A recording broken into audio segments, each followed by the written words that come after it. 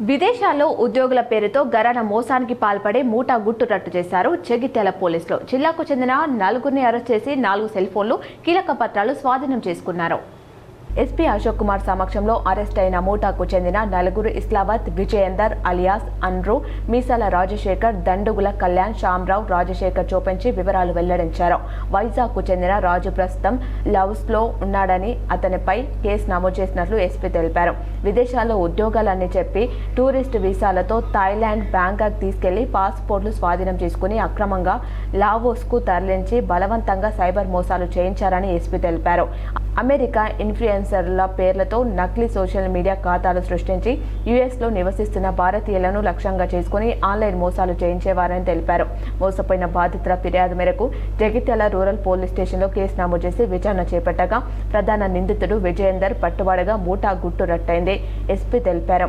విదేశీ ఉద్యోగాలు త్వరితగతిన వీసాలు కల్పిస్తామని చెప్పే ఏజెంట్లను నమ్మకూడదని, ఏ సంస్థ ద్వారా అయినా ఉద్యోగం కోసం దరఖాస్తు చేసుకునే ముందు అధికారిక వెబ్సైట్లు, ప్రభుత్వం గుర్తింపు వివరాలు తప్పనిసరిగా పరిశీలించాలని ఎస్పీ సూచించారు.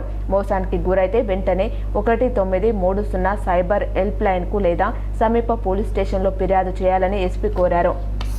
వాళ్ళకి ఒక మాటలు చెప్పి, డిసైడ్ఫుల్ వర్డ్ చెప్పి, వాళ్ళకి మనం మీకు జాబ్ ఇస్తా లావోస్ కంట్రీలో, థాయిలాండ్ కంట్రీలో, మయన్మార్ కంట్రీలో, కంబోడియా కంట్రీలో అక్కడ ఒక జాబ్ ఇప్పిస్తా ఇట్లా చెప్పి మాటలు చెప్పి వాళ్ళకి అక్కడ పంపిస్తారు.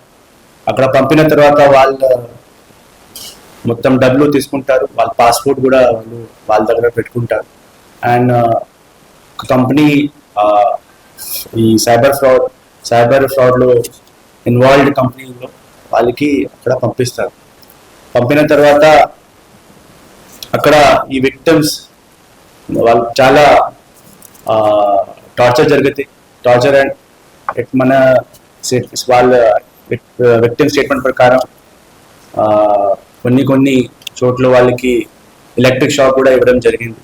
అండ్ అప్పుడప్పుడు డార్క్ రూమ్లో కూడా